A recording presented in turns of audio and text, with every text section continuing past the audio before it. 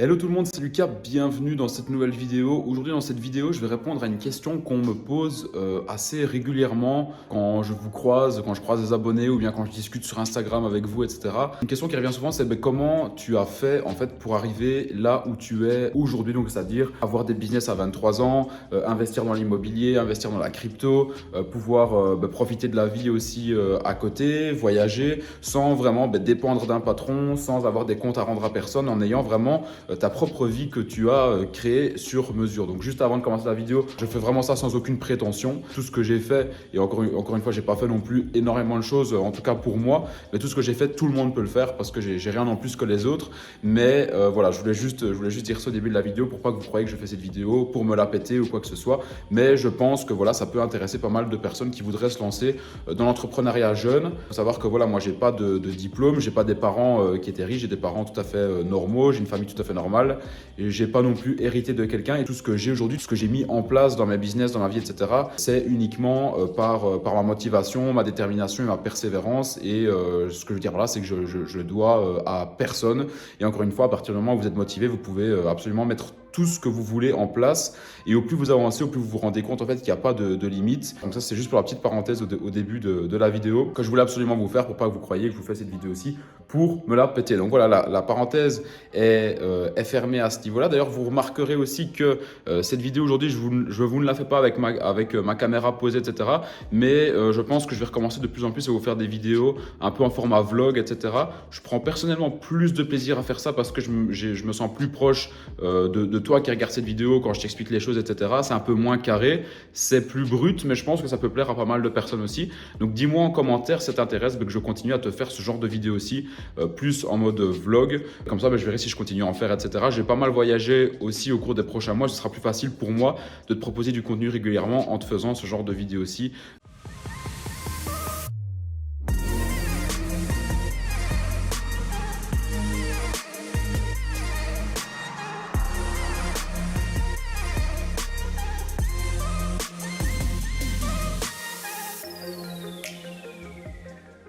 Donc, comme je te le disais, on me pose souvent la même question, c'est comment tu as fait pour faire tout ce que tu as fait jusqu'à maintenant, à mettre en place tes business, etc. à 23 ans en partant de zéro, sans aucun diplôme. J'avais pensé vous faire une vidéo en vous récapitulant un petit peu toute mon histoire et vous dire voilà où j'en suis aujourd'hui, parce que c'est vrai que c'est quelque chose que je ne parle plus spécialement aujourd'hui. Je parle souvent voilà, de sujets bien précis, de thématiques bien précises, mais je commence pas voilà, à rentrer dans les détails de voilà, tout ce que j'ai mis en place ces dernières années, etc. Mais au lieu de vous faire une vidéo comme ça, j'ai plutôt décidé de la tourner autrement et plutôt de vous donner en fait les 7 habitudes que j'ai mis en place dès le début quand je me suis lancé dans l'entrepreneuriat jusqu'à aujourd'hui, donc c'est-à-dire les 7 habitudes qui m'ont permis d'être millionnaire à 21 ans. Donc quand je dis millionnaire, c'est voilà, avoir réussi à générer plusieurs millions avec mes différentes boîtes en termes de chiffre d'affaires et voilà, d'avoir des investissements valorisés à 1 million, etc. Être millionnaire, ça veut dire beaucoup de choses et peu de choses à la fois. Il y a des gens qui pensent que voilà, pour être millionnaire, il faut 1 million d'euros sur son compte bancaire. D'autres qui vont vous dire que pour être millionnaire, il faut avoir des investissements qui sont valorisés à plusieurs millions. Donc tout dépend de la définition que vous avez. Pour moi, la définition d'être millionnaire en euros, il faut que ça regroupe différents critères. Il faut en numéro 1, si vous êtes entrepreneur, que vous avez des boîtes, au minimum avoir fait plusieurs millions d'euros de chiffre d'affaires avec votre boîte ou vos différentes boîtes que vous avez. Et en 2, avoir soit 1 million, 1 ou plus de millions d'euros sur votre compte en banque ou avoir tous vos investissements regroupés qui sont valorisés à plusieurs millions d'euros, tous regroupés. Voilà, j'en ai profité également pour me poser parce que franchement, tenir un iPhone 13 à bout de bras comme ça, l'air de rien, au bout d'un moment, ça commence à un petit peu faire mal. Donc la première habitude que j'ai mis en place depuis le début et que j'applique encore maintenant, alors c'est une habitude mais ça fait vraiment partie de mon caractère à moi, mais je pense que c'est quelque chose que même si tu ne l'as pas en toi dès le début, c'est quelque chose que tu vas pouvoir développer de par une frustration ou bien de par peut-être un mal-être que tu as aujourd'hui en toi. Quand j'étais plus petit, je ne l'avais pas spécialement, mais j'ai commencé vraiment à développer ce caractère-là quand j'ai commencé à avoir 16-17 ans et finalement c'est vraiment la période où j'ai commencé à m'intéresser à l'entrepreneuriat, où je me suis rendu compte que la vie que j'avais ne me plaisait pas. C'est vraiment à ce moment-là que j'ai commencé à avoir des déclics et c'est vraiment à ce moment-là que j'ai commencé à avoir ce caractère-là. Donc la première habitude, en fait, c'est vraiment l'effet cumulé et la persévérance qui m'ont permis d'arriver là où je suis aujourd'hui. Donc ce que je veux dire par là, c'est que dès le début, quand j'avais pas d'argent, quand j'avais moins de 500 € sur mon compte en banque, déjà à ce moment-là, j'avais vraiment en tête, voilà, je vais tout faire pour arriver à mon objectif. Et à partir de ce moment-là, dès que j'ai une idée en tête, cette idée-là, j'ai toujours tout fait pour aller vers cette idée-là et la réaliser en fait.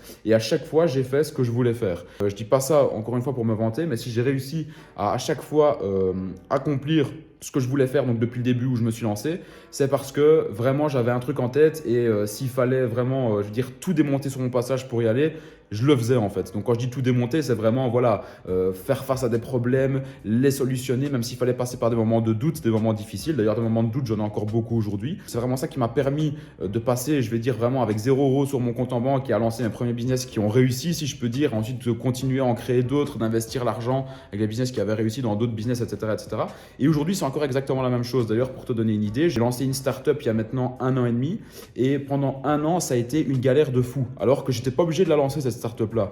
J'étais pas obligé parce que j'ai déjà mon business qui tourne actuellement. Donc voilà, le business que vous connaissez tous, donc e-commerce, etc., etc. Et cette startup là qui est quand même relativement différente. C'est toujours du e-commerce, mais c'est plus du dropshipping à proprement parler. C'est du e-commerce avec des produits digitaux, etc. Je pourrais vous en reparler un petit peu plus tard sur cette chaîne YouTube là. Et j'ai voulu me lancer un nouveau défi, donc je me suis dit ok, je vais lancer cette startup là. On s'est associé à 3 dans ce projet là.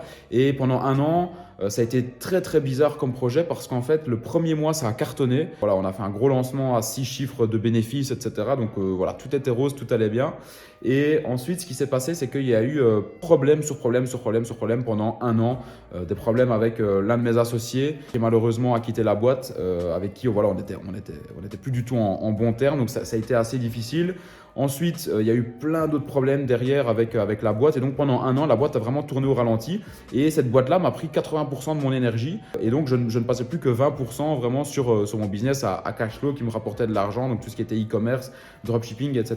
Et moralement, ça n'a pas été facile. Mais dans ma tête, je me disais toujours, OK, tu t'es lancé dans un truc, tu ne peux pas quitter le navire maintenant. Tu ne peux pas dire, j'arrête cette boîte-là maintenant, en fait. Ce serait beaucoup trop facile de te dire, j'arrête. Et il n'y a rien de plus beau de continuer un projet et de te dire à la fin, j'ai réussi et je suis passé par des étapes hyper compliquées, hyper difficiles et finalement, regardez, je peux vous montrer que j'ai réussi parce que j'ai mordu sur ma chic, j'ai perdu beaucoup d'argent mais regardez, finalement aujourd'hui on est en bénéfice, la boîte est valorisée à autant, on peut la revendre à autant et aujourd'hui ça marche en fait. Donc j'ai pas mal réfléchi à ça et tout ça pour vous dire que déjà au début j'avais en fait vraiment ce caractère-là de me dire ok, si je veux avoir des résultats, il faut vraiment avoir déjà de la persévérance mais surtout mettre en place le principe de l'effet cumulé, donc c'est-à-dire continuer à travailler quotidiennement, mettre en place quotidiennement des actions, même des petites actions chaque jour pour faire avancer un projet, même si le projet est dans le rouge, même si le projet va mal, etc., etc. Donc dès le début, je m'étais dit ça. Et aujourd'hui, même si je n'étais pas obligé de lancer d'autres boîtes parce que mes business fonctionnaient bien, je me suis quand même lancé des nouveaux défis. J'ai aussi voilà, d'autres trucs à côté, mais si je vous parle surtout de cette startup-là. Et j'ai continué vraiment à mettre des actions en place chaque jour, même quand ça n'allait pas. Et aujourd'hui, 1 an et demi après, ça porte ses fruits. On est passé vraiment au seuil de break-even. On est vraiment maintenant dans le bénéfice. On fait vraiment des très très beaux lancements avec voilà, des lancements à chaque fois avec 6 chiffres de bénéfices, etc. Et au début, on était vraiment très loin de cette réalité-là. Et si on a réussi à atteindre cet objectif-là, c'est parce que je ne suis pas le seul, je suis avec un autre associé aussi, mais c'est parce qu'on a mordu sur notre chic et on s'est vraiment dit, voilà, on ne va pas quitter le navire maintenant, on est des entrepreneurs, on est des combattants et c'est comme ça justement que ça peut marcher. Tous les jours, je continue à persévérer, aller dans une direction même si ça ne va pas. Si je n'avais pas ce caractère-là, il n'y aurait rien qui n'aurait marché pour moi. Ça, j'en suis convaincu. Il n'y aurait rien qui aurait marché pour moi. Et aujourd'hui, je serais occupé de travailler pour un patron, à me lever tous les matins à 6 heures, à prendre ma voiture ou à prendre les transports en commun pour aller travailler dans un bureau, à revenir le soir et juste avoir mon vendredi, et, mon samedi et mon dimanche de libre. Ça, c'est une certitude. Et donc voilà, tout ça pour vous dire que moi, ça, c'est vraiment l'habitude numéro 1, je dirais, qui me caractérise dans ce dont j'ai réussi dans ce quoi j'ai réussi à arriver aujourd'hui. Je ne sais pas si c'est très français ce que j'ai dit là, mais enfin bref, je pense que vous m'avez compris. Et voilà, donc ça, c'est vraiment la première habitude. Et encore une fois, si j'avais pas fait ça, si j'avais pas eu ce caractère-là et je vais continuer à l'avoir, je ne serais pas là où j'en suis aujourd'hui. Et tout ça pour vous dire que même si aujourd'hui, tout ce que je montre sur les réseaux sociaux, voilà, que ce soit des belles montres, que ce soit des beaux endroits, que ce soit des voyages, etc., il faut savoir que ça représente encore une fois 10% de ma vie, mais qu'à côté de ça, être entrepreneur, c'est faire face tous les jours à 80% de problèmes qui va représenter ton temps en fait. Être entrepreneur, c'est gérer des équipes, c'est faire face à des problèmes quotidiennement, solutionner des problèmes, c'est trouver en fait des idées pour solutionner des problèmes, voilà, et essayer de contourner les problèmes pour arriver finalement à ton objectif. Voilà, donc l'entrepreneuriat, c'est pas tout rose et il faut justement avoir ce caractère-là, et si tu ne l'as pas, essayer de le développer au maximum et comprendre qu'il faut passer par des phases douteuses, mais qu'il faut continuer pour arriver finalement à ton objectif final. Alors ensuite, la deuxième habitude, c'est le fait de pouvoir mettre mon ego de côté facilement. Enfin, quand je dis facilement, on a tous un ego. Et quand tu es entrepreneur, que tu as une boîte à gérer, que tu gères du personnel, etc., que tu as beaucoup de responsabilités, généralement, les entrepreneurs, on a un ego relativement développé. Donc, c'est-à-dire qu'on aime bien avancer, faire des choses et donc on aime bien être récompensé, avoir aussi, ben voilà, je ne vais pas dire des éloges, mais je pense que vous voyez ce que je veux dire, des gens qui vont dire « Waouh, c'est top ce que tu fais, etc. » Donc ça, c'est une vérité, c'est comme ça, tous les entrepreneurs, c'est comme ça, ceux qui disent qu'ils n'ont pas d'ego, etc., qu'ils acceptent absolument tout. Franchement, j'y crois pas parce que moi, tous les bons entrepreneurs que je rencontre, c'est toutes des personnes de caractère qui ont de l'ego, etc. Et c'est ça qui permet aussi d'avancer. Mais ce que je veux dire par là, c'est que moi, ce qui m'a permis aussi de monter mes différents business, de faire des bons investissements, etc. Et voilà, en partant de zéro finalement, sans avoir aucun diplôme, c'est quand même la faculté à pouvoir mettre ton ego de côté, même si ça fait mal de temps en temps, pour différentes choses. La première chose, c'est de pouvoir apprendre en fait de n'importe qui. Donc c'est-à-dire que parfois je voyais des gens qui n'avaient peut-être pas des résultats aussi élevés que moi, qui avaient des résultats plus bas, mais ils étaient meilleurs que moi dans un créneau en particulier, dans un domaine en particulier. Et je me disais, ok, ben ce mec-là, je vais aller le chercher, je vais lui dire, ok, je veux te prendre comme coach sur ce créneau-là, même si je sais que tu es moins fort que moi de manière générale, par exemple, je ne sais pas, sur tel business, etc. Mais là-dedans, tu es bon. Donc moi, je vais te prendre, tu vas te positionner au-dessus de moi, tu vas être mon coach et je vais te payer pour ça. Et ça, je l'ai déjà fait plein de fois dans plein de domaines et pas d'ailleurs que dans le business, dans plein de domaines différents, que ce soit dans le sport, l'apprentissage de langue, etc. Mais là, c'est totalement différent. C'est pas, voilà, on parle pas d'ego, là, c'est juste pour apprendre quelque chose.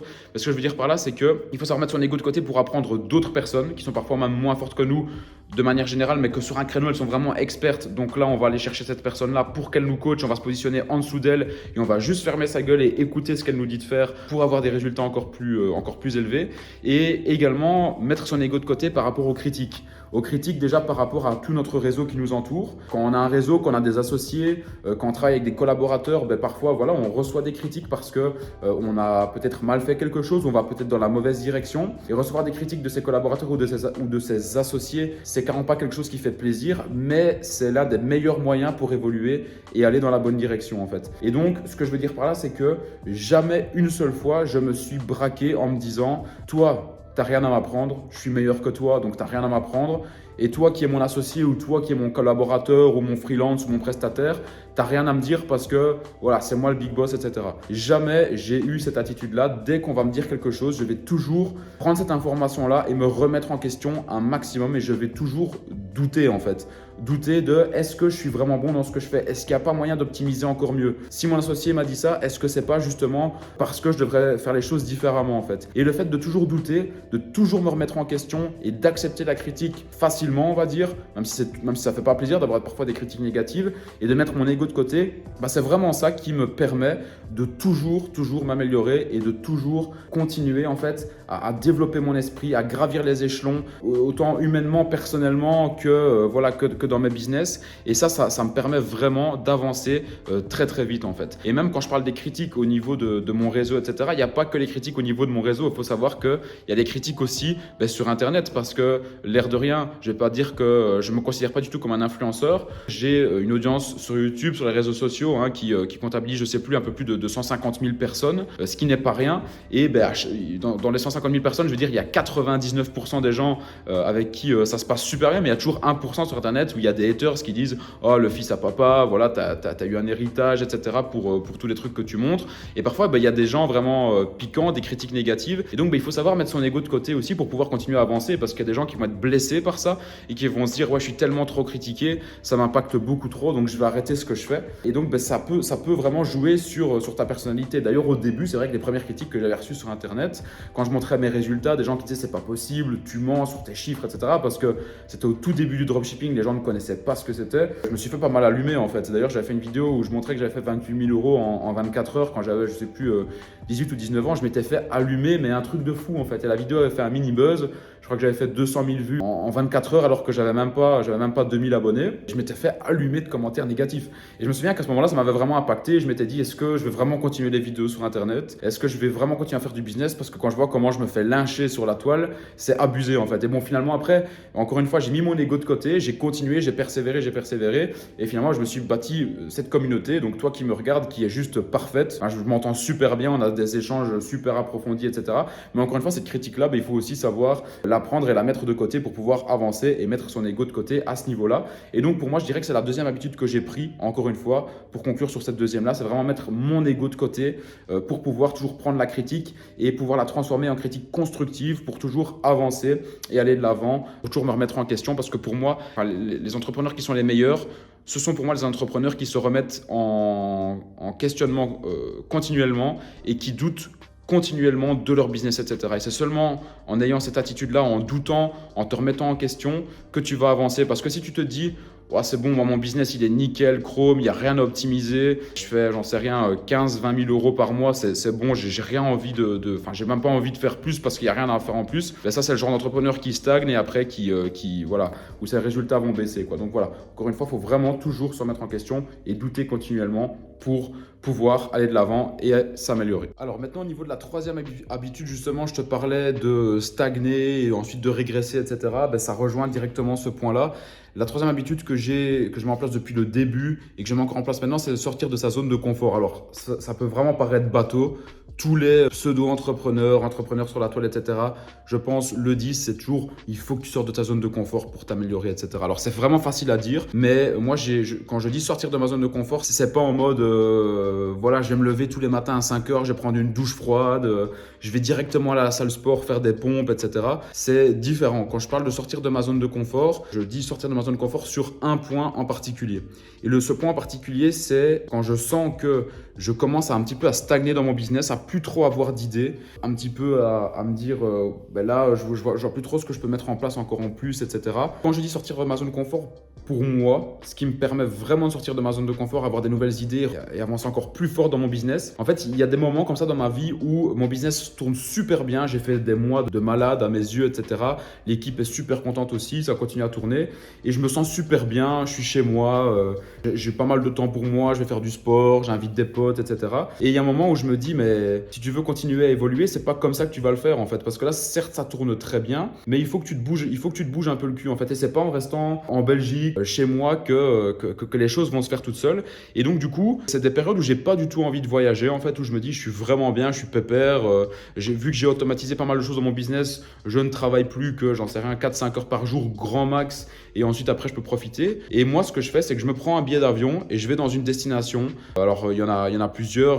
Voilà, je vais parfois en Espagne, à Dubaï, etc. Alors, il y a certaines personnes qui vont me dire, est-ce que tu es sûr qu'aller dans des destinations de rêve comme ça, c'est vraiment sortir de ta zone de confort? Eh bien, pour moi, oui, parce que le fait de quitter la Belgique, en fait, la Belgique, pour moi, c'est vraiment, je peux un petit peu qualifier la Belgique, c'est un petit peu comme mon jardin, en fait. J'ai tous mes potes qui sont là, j'ai ma famille. Et donc, quand je suis ici, j'ai un petit peu tendance à être un petit peu relax. Enfin, à mettre beaucoup de choses en place, mais une fois que tout est en place, à être un peu relax et à retrouver un petit peu des habitudes de procrastinateur, etc. Et donc, du coup, là, je me dis, ok, là, ça va pas trop. Tu rentres un petit peu dans une routine où tu fais toujours la même chose, tu travailles plus trop. Certes, tout est automatisé, tu as des bons résultats. Mais si tu veux encore aller chercher plus, bouge-toi le cul et il faut que tu aies un gros changement psychologique, en fait. Et un gros changement psychologique, c'est quoi? Ben, c'est pas de refaire la même chose tous les jours, mais c'est d'être dans un tout nouvel environnement où tu n'as pas spécialement envie d'aller parce qu'il y a des fois, c'est vrai que je prends des billets d'avion, j'ai pas spécialement envie de voyager. D'ailleurs, la veille de prendre l'avion, je me dis, est-ce que j'annulerai pas, etc. Et je me dis non, vas-y. Parce qu'en fait, le fait de mettre les pieds dans un autre pays, dans un autre environnement, ça rechange absolument tout dans mon cerveau, en fait. Je sais pas comment l'expliquer,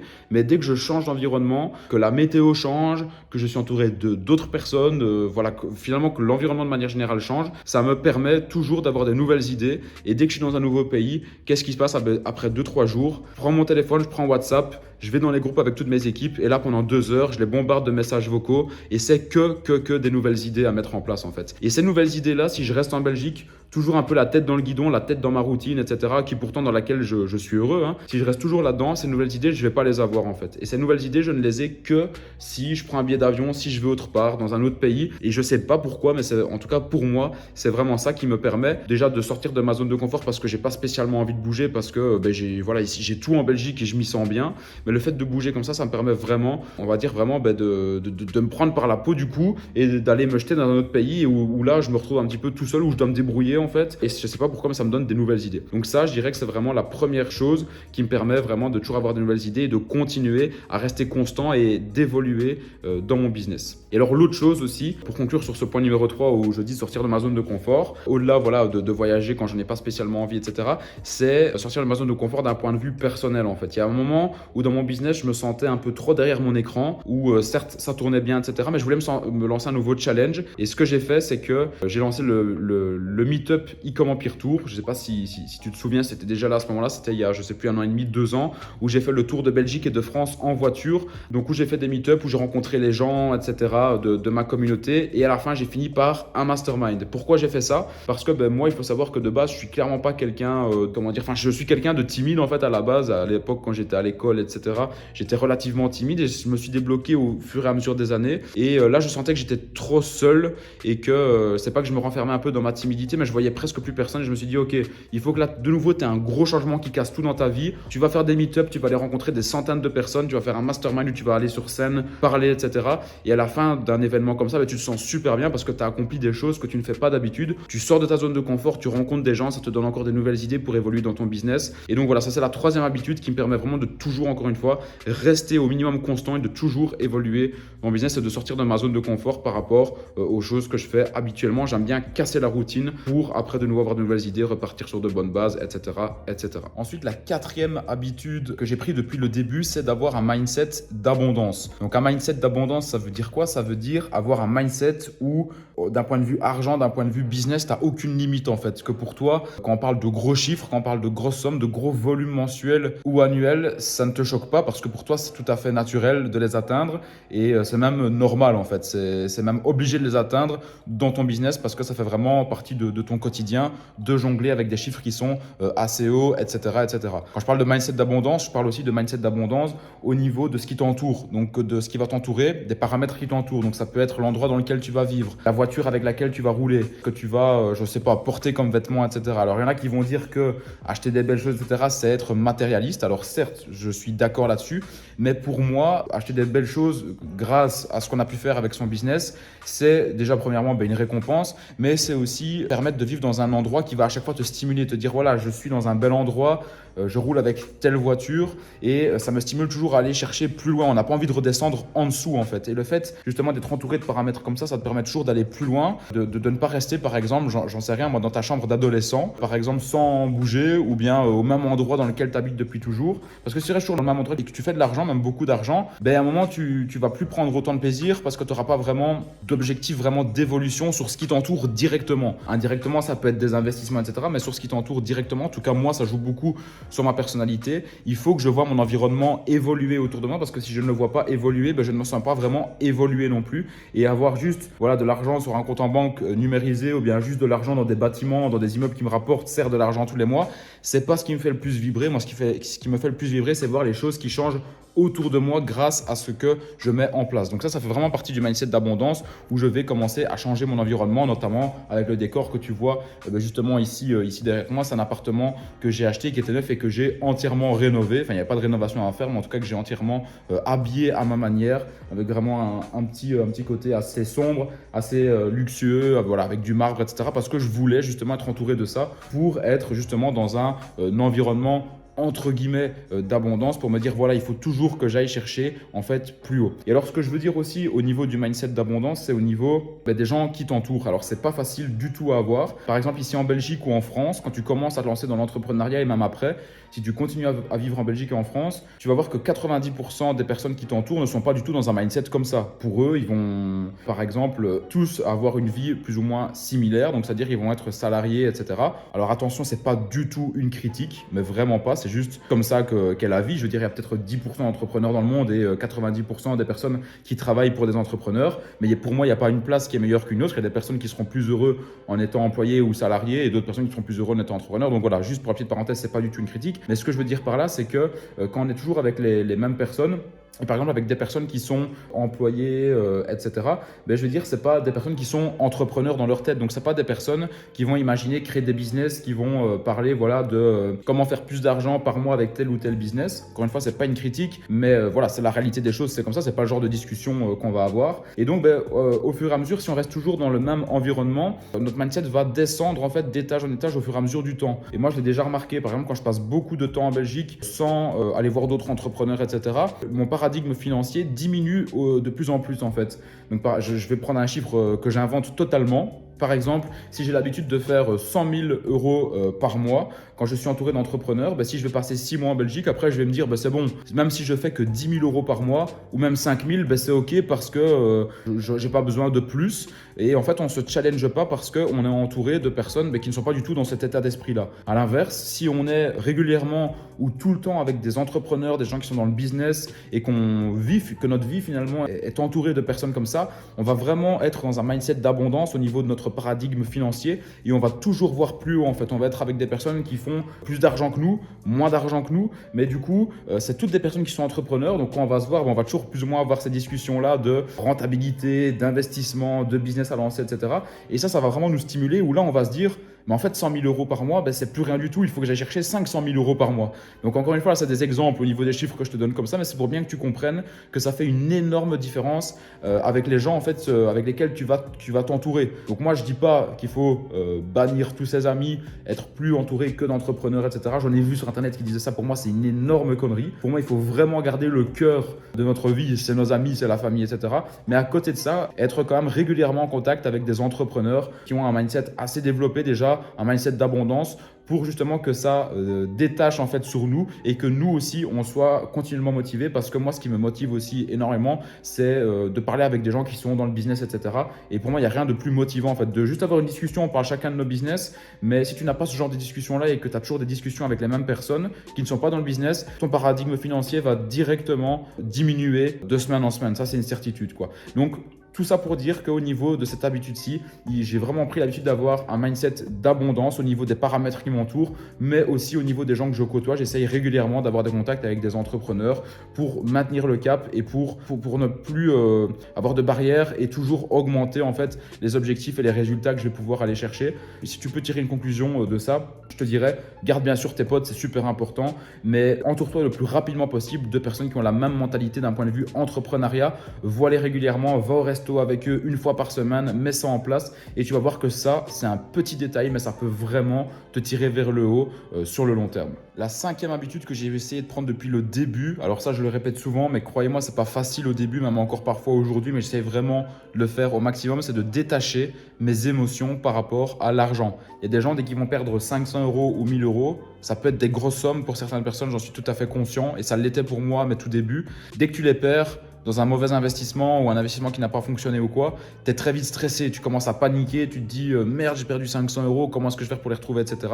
Mais ce qu'il faut vraiment essayer de se dire, c'est que l'argent, il n'est pas limité en fait. L'argent vraiment sur cette terre, il est illimité. À notre échelle, on peut vraiment aller le chercher par tous les moyens possibles et imaginables en fait. Même si on se retrouve à zéro, on sait toujours continuer à aller récupérer de l'argent. De l'argent, il y en a partout. On dit que c'est la crise, etc., inflation et tout, mais quand tu regardes autour de toi, de l'argent, il y en a partout. Si le monde continue à tourner, c'est parce que de l'argent, il y en a partout. C'est comme ça, tout le monde a de l'argent, tout le monde peut acheter des choses. Il suffit juste de se positionner avec une bonne offre ou un bon produit et avec un bon marketing que tu peux vendre tout type de produit à n'importe quel type de personne. Donc de l'argent, il y en a vraiment partout. Donc c'est vraiment ça qu'il faut se dire. Et même si tu perds de l'argent, c'est possible d'en refaire en travaillant pour un patron, en lançant quelque chose d'autre, en lançant un business à cash flow qui va te demander très peu d'investissement de départ. Et à partir du moment où moi j'ai compris ça, que même si je tombais à zéro, en fait, il n'y avait pas plus bas, donc je pouvais faire que remonter. En fait, je me suis dit, je m'en fous en fait même de perdre mon argent parce que derrière je peux aller le récupérer. Après j'avais une situation particulière, quand j'ai commencé j'avais 17 ans, j'étais encore chez mes parents, etc. Donc si je perdais tout mon argent, je veux dire que je perdais pas ma maison.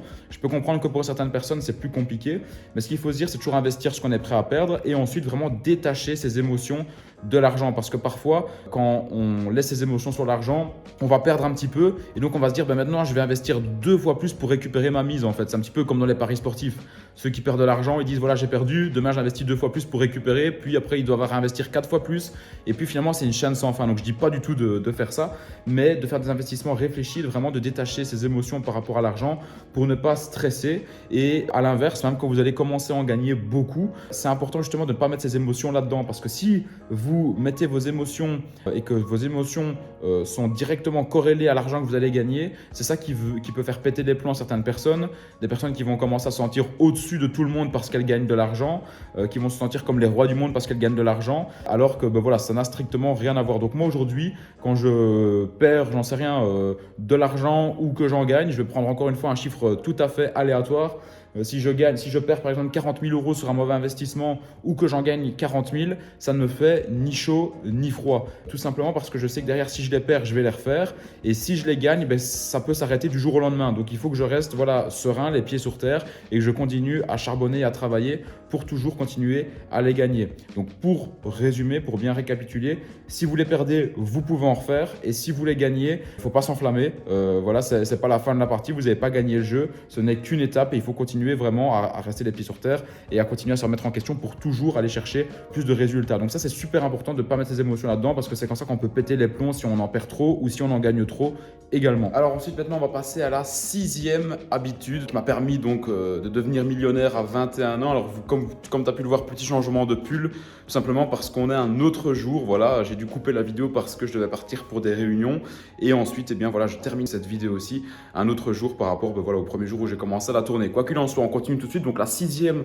habitude, c'est comprendre en fait mon point fort et de capitaliser là-dessus. Donc qu'est-ce que je veux dire par là? Aujourd'hui, on voit dans l'entrepreneuriat, moi je le vois beaucoup, surtout dans les personnes qui débutent, etc. Ou même dans des personnes qui ont quand même beaucoup de qualité, mais il y a toujours une chose qui peut faire vraiment une grosse différence entre un entrepreneur qui réussit vraiment bien et qui arrive toujours à avoir les mêmes chiffres et toujours monter de mois en mois, et un autre qui stagne un petit peu. Une fois, il va faire un mois à 30 000, une fois un mois à 80 000, une fois un autre mois à 5 000 par exemple. La grosse différence, c'est qu'il y a des entrepreneurs, même s'ils ont des qualités, ils n'arrivent pas vraiment à les sniper, à se dire voilà, j'ai cette qualité-là, je dois capitaliser là-dessus. Et du coup, ce qu'ils font, c'est qu'ils jouent un petit peu à saute-mouton entre tous les business qui existent. Ils vont faire un peu de MLM, ils vont investir dans quelques NFT, puis ils vont se dire voilà, les NFT c'est le futur, ils vont investir dans 30 projets. Sur les 30 projets, il y en a 28 qui vont foirer. Pareil dans les cryptos, ils vont faire un peu de dropshipping, ils vont vendre des formations, par exemple, j'en sais rien, en MLM, etc., etc. Et donc ils se dispersent un petit peu partout et ils arrivent à faire du chiffre, mais ils n'arrivent pas vraiment à capitaliser sur une chose sur laquelle ils vont vraiment jouer sur le long terme et avoir des résultats. Dès le début, moi, je ne dis pas du tout ça pour me vanter, mais c'est juste en fait une constatation que je fais, c'est que moi, je remarque en fait que ma grosse qualité, ma grosse force, ce n'est pas du marketing d'influence, c'est pas de la crypto, c'est pas des NFT. Alors certes, oui, j'ai des compétences dedans et je me forme régulièrement parce que ça m'intéresse, parce que je veux apprendre et parce que je veux investir là-dedans, comme dans l'immobilier, etc. Mais je remarque vraiment que moi, ma grosse force à moi, c'est quoi? C'est de trouver un moyen de gagner de l'argent sur le long terme, d'automatiser ce moyen-là, de créer un process, de mettre un process en place où en gros, voilà, ça va se passer comme ça, et ensuite de automatiser tout ce process-là avec de l'humain en fait. Et donc aujourd'hui, je me rends compte que c'est vraiment là-dedans où je suis le meilleur. Donc c'est-à-dire de créer une machine en fait, un écosystème qui va me permettre de gagner de l'argent, de l'automatiser avec des systèmes informatiques. Voilà, il y a plein de trucs aujourd'hui qui permettent d'automatiser plein de trucs sur Internet, etc., etc. Et de l'automatiser avec des humains. Ensuite, je prends des A-players, donc c'est-à-dire vraiment des personnes hyper balèzes dans leur domaine, que ce soit des copywriters, que ce soit des personnes qui vont gérer les process de A à Z, que ce soit, j'en sais rien, des closers au téléphone, etc. Enfin bref, je vais vraiment les positionner aux bons endroits. Et ensuite, eh bien, tout cet écosystème que j'ai mis en place, que j'ai réfléchi, que j'ai développé avec ma tête, est en place. Et ensuite, une fois vu qu'il est géré par plein de personnes qui sont proactives, qui savent comment bien le gérer, comment le développer, etc. Ensuite, ça continue à me rapporter de l'argent vraiment sur le long terme. Et donc aujourd'hui, vraiment, ma compétence, c'est ça. Et je dirais que j'ai pris l'habitude dès le début, en fait, de m'entourer vraiment de bonnes personnes, de personnes plus compétentes que moi dans certains domaines pour faire mieux le travail que moi. Et ensuite, j'automatise à chaque fois, en fait, des muses sur Internet pour pouvoir me rapporter de l'argent en automatique à plein de niveaux différents, que ce soit au niveau du consulting, au niveau de l'affiliation, au niveau des cryptos, au niveau des NFT, etc., etc. Et donc aujourd'hui, finalement, moi, j'interviens très peu dans le business, j'interviens juste sur la création création et le développement de nouveaux business qui sont ensuite automatisés avec un process et de l'humain qui vont tout gérer. Et j'interviens surtout sur le développement, vraiment sur le business de manière générale, mais je ne mets plus du tout les mains dans l'opérationnel ni rien parce que c'est 100% délégué aux gens. Et donc je dirais que vraiment ma grosse force, c'est de pouvoir en fait sniper les bonnes personnes pour venir les mettre aux bons endroits. C'est vraiment ça une de mes grosses forces, encore plus que du marketing d'influence, que de la crypto, que du NFT, etc. etc. Donc voilà, moi c'est ça. La sixième habitude simplement, c'est de toujours capitaliser sur ma compétence qui est celle-ci, donc de créer un business qui va me rapporter de l'argent en automatique et de l'automatiser à 100% avec des process et avec de l'humain. Et donc ce que je dirais, c'est que comme habitude, essayez en fait de trouver vraiment votre point fort à fond et de capitaliser là-dessus. Si maintenant votre point fort à vous, j'en sais rien, c'est par exemple, voilà, vous avez vraiment quelque chose en plus que les autres, je ne sais pas, du MLM parce que vous êtes un très bon orateur, parce que vous arrivez vraiment à motiver des troupes, etc. Et c'est vraiment ça votre point fort, c'est que vous parlez bien devant du monde, vous arrivez à gérer des équipes, etc. Eh bien, capitalisez là-dessus, créez un business autour de ça et ne vous dispersez pas autre part. Donc voilà, moi je dirais, voilà, essayez de trouver dès le début là où vous êtes le meilleur et capitalisez là-dessus à fond. Et maintenant, on va passer à la dernière habitude, donc la septième habitude. Donc ce sera la dernière habitude, je ne vais pas faire trop loin dessus parce que la vidéo dure déjà assez longtemps, on est à, je ne sais pas, plus de 30 minutes facilement, je pense là, quelque chose comme ça. Donc, je me suis un peu emballé dans cette vidéo, mais je trouvais que c'était important, voilà, d'un petit peu de vous résumer, voilà, tout mon parcours depuis le début en vous expliquant les actions, les 7 habitudes qui sont pour moi les plus importantes pour arriver là où j'en suis aujourd'hui. Alors encore une fois, les 7 habitudes que je vous ai données, c'est peut-être pas les 7 habitudes que vous allez devoir implémenter. Je vous ai parlé pour moi. Mais au moins, quand ça vous donnera des idées, ça vous permettra de vous ouvrir l'esprit, de vous ouvrir les yeux peut-être sur des points auxquels vous n'auriez pas pensé. Donc la 7e habitude, c'est tout simplement l'investissement de manière générale. Parce que oui, j'ai mes business à cash flow, j'ai mes process que j'automatise comme je te le disais juste avant dans le point 6. Mais en plus de ça, j'ai également tous mes investissements. Donc dans mes investissements, j'ai plusieurs piliers d'investissement. Mes piliers principaux, ça va être les crypto-monnaies, ça va être les NFT, ça va être les montres de luxe, ça va être l'immobilier et ça va être aussi l'investissement en moi en fait, l'investissement en ma connaissance pour pouvoir toujours en apprendre plus et pour pouvoir avoir des stratégies que les autres n'utilisent pas et donc aller faire plus de chiffres que mes concurrents. Et je dirais que ces 5 investissements-là, c'est une certitude, surtout le dernier, c'est vraiment ça qui me permet de toujours aller plus loin, de toujours faire plus d'argent et surtout les investissements dans les cryptos, les NFT, l'immobilier, ça c'est vraiment… Pour moi, l'immobilier du très long terme, crypto NFT plutôt du moyen, mais aussi du long terme parce que je ne fais que holder, je ne revends pas.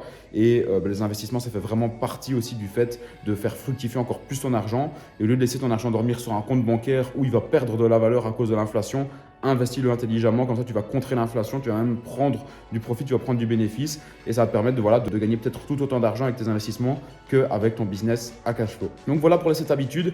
J'espère que ça t'a fait kiffer, j'espère que tu as pris du plaisir à regarder cette vidéo.